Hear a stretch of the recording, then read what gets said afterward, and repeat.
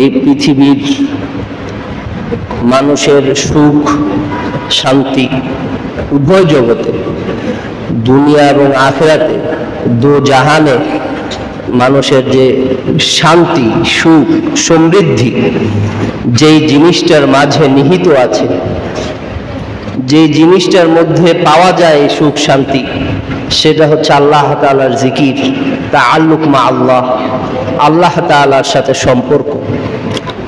তো আল্লাহ তাআলা প্রত্যেকটা মাসে বিভিন্ন ধরনের উপলক্ষ আমাদের সামনে উপস্থিত করেন। যেমন রমজান মাসে আমাদের উপর রোজাকে ফরজ করেছেন। আমরা সাহরি করতাম, আমরা ইফতার করতাম, আমরা তারাবিহ পড়তাম, কিয়ামুল লাইল করতাম। প্রত্যেক অবস্থায় আল্লাহর সাথে একটা সম্পর্কে জুড়ে থাকতাম, তাআল্লুক মা আল্লাহ বলে।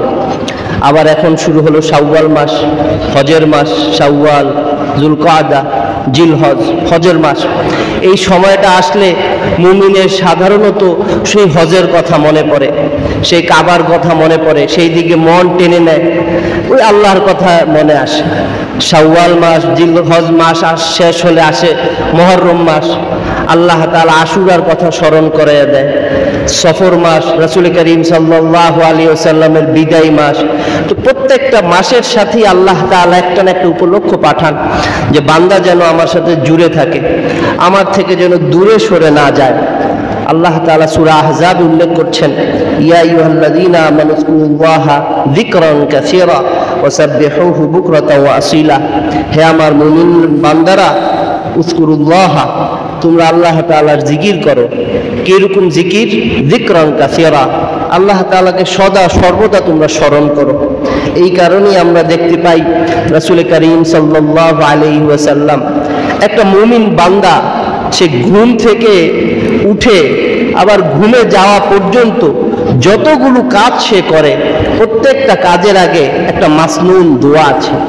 আমি যদি ঘুম থেকে উঠি, একটা মাসনুন দোয়া আছে। আমি ঘুম থেকে উঠে তাহাজ্জুদের জন্য দাঁড়াবো, এটারও একটা মাসনুন দোয়া আছে।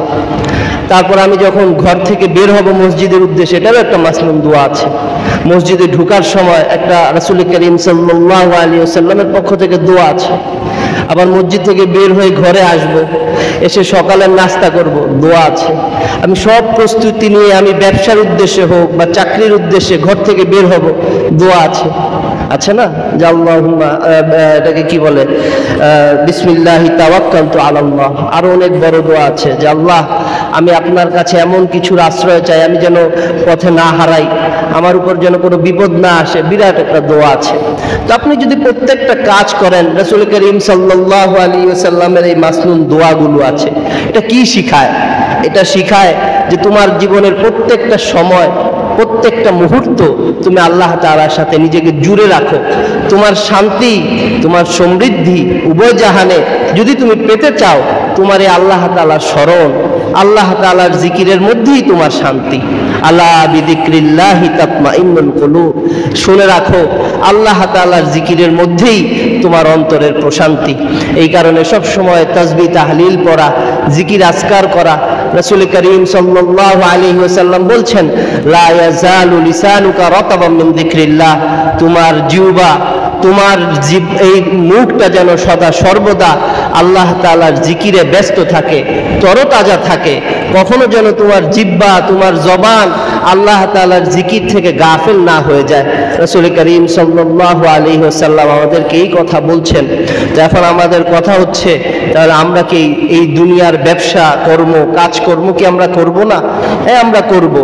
দুনিয়ার কাজকর্ম করব, কিন্তু দুনিয়ার কাজকর্ম করতে গিয়ে যেন আল্লাহ তাআলার জিকির থেকে আমরা গাফিল না হয়ে যাই। দুনিয়ার কাজকর্ম করতে গিয়ে আমরা যেন আল্লাহ তাআলাকে ভুলে না যাই। আমি একটা ঘটনা বলতে পারি, সেই ঘটনা বলেই শেষ করব। তাহলে বুঝবেন যে দুনিয়া কামাইয়ের সাথে আল্লাহ তাআলার জিকির হতে গাফলতির সম্পর্ক না, বরং দুনিয়ার প্রতি মায়া, দুনিয়ার প্রতি মহব্বতই আমাকে আল্লাহ তাআলার কাছ থেকে দূরে সরিয়ে নিয়ে যায়। আমি ঘটনা বলতে পারি হযরত আব্দুর রহমান ইবনে আউফ রাদিয়াল্লাহু তাআলা আনহুর কথা। যে হযরত আব্দুর রহমান ইবনে আউফ তো সেই সাহাবী যার ব্যাপারে রাসূল করিম সাল্লাল্লাহু আলাইহি ওয়াসাল্লাম জান্নাতের সুসংবাদ দিয়েছেন, যে হযরত আব্দুর রহমান ইবনে আউফ হচ্ছেন 10 জন সুসংবাদ প্রাপ্ত সাহাবীদের একজন। এখন আপনি যদি আব্দুর রহমান ইবনে আউফ রাদিয়াল্লাহু তাআলা আনহুর অর্থের দিকে হিসাব করেন, আপনি অবাক হয়ে যাবেন। কিভাবে অবাক হবেন?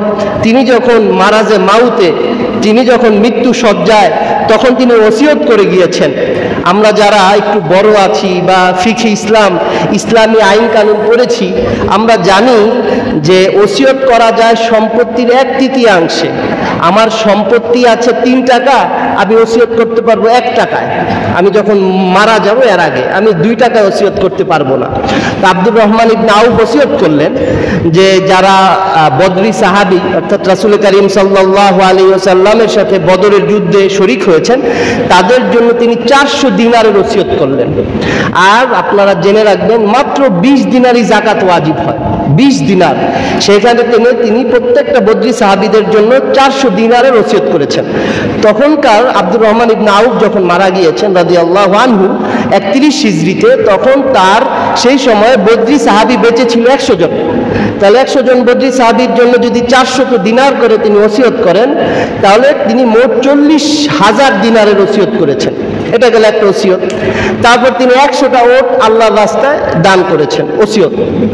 এবং তখন তিনি ওসমান ইবনে আফফান রাদিয়াল্লাহু তাআলা আনহু থেকে সেই সময় একটা জমি কিনেছেন, যে জমির দাম হচ্ছে 40,000 দিরহাম।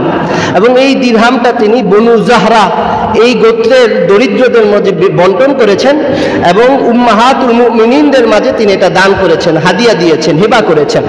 তা আপনি যদি হিসাব করেন 40 80,000 দিরহাম, দিনারের কাছাকাছি, আরো 100 ওট, প্রায় অনেক তিনি ওসিয়ত করে গিয়েছেন। এবার যদি তার ওয়ারাসাত সম্পত্তির দিকে আসি, যে তিনি কি কি রেখে গিয়েছেন তার উত্তরাধিকারীদের জন্য, মাসালা হচ্ছে যে স্ত্রী তার স্বামীর পরিত্যক্ত সম্পত্তি থেকে 8 ভাগের 1 ভাগ পায়। তো ওনার 4 স্ত্রী ছিল, তো এখানে প্রত্যেক স্ত্রী পাবে 32 ভাগের 1 ভাগ, কারণ ওই সম্পত্তিটাকে 4 ভাগ করা হবে, যে 8 ভাগের 1 ভাগ সম্পত্তিটাকে 4 ভাগ করা হবে। তো তখন প্রত্যেকটা স্ত্রী তিনি পেয়েছেন, 4 স্ত্রীর প্রত্যেকেই পেয়েছে 80,000 দিরহাম করে। তো আপনি যদি 4 স্ত্রীর হিসাব করেন, 4 8 32, তাহলে ওনার সম্পত্তি যেটা ওয়ারাসাত হিসেবে ভাগ হয়েছে, সেই সম্পত্তির হিসাব হচ্ছে 3,20,000 দিরহাম। এটা হচ্ছে ওনার 8 ভাগের 1 ভাগ। তাহলে এটাকে আরো 7 দিয়ে গুণ দেন, 3,20,000 দিয়ে, তাহলে এটা ওয়ারাসাতটা কত পেয়েছে আপনি হিসাব করতে পারবেন। অথচ তিনি একজন জান্নাতের সুসংবাদ প্রাপ্ত সাহাবী।